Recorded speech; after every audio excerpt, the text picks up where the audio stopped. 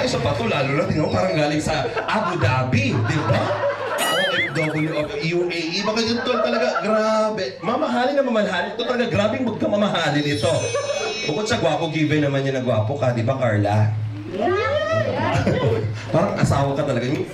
Mrs. Anong tawag dito? Mrs. Ako. Ayan. Okay lang interviewin ko yung asawa mo kasi kakasal lang ninyo. Happy anniversary pala. Okay. Ano ang pakiramdam na sinusuot yung Kalinga Pro bracelet? Dagdag confident, maangas. Tapos feeling ko, anak ako ng kontraktor. Okay, sige. Ay, talaga naman. Di ka nagpapahuli sa iyong asawa, di ba? Pagdating sa mga suot mong necklace. Okay, happy anniversary sa inyo. Anong gusto mong sabihin?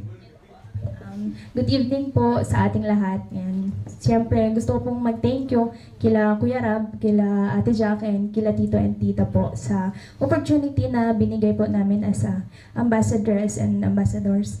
Tsaka po, malaking tulong po ito sa amin kagaya po ng mga students. Talagang big help po sa amin. Tsaka sabi ko nga po is, bukod sa another source of income, yan, may savings na rin po kami na naitatabi pan sarili namin nang dahil po sa yan, nang dahil kila Tito and Tita.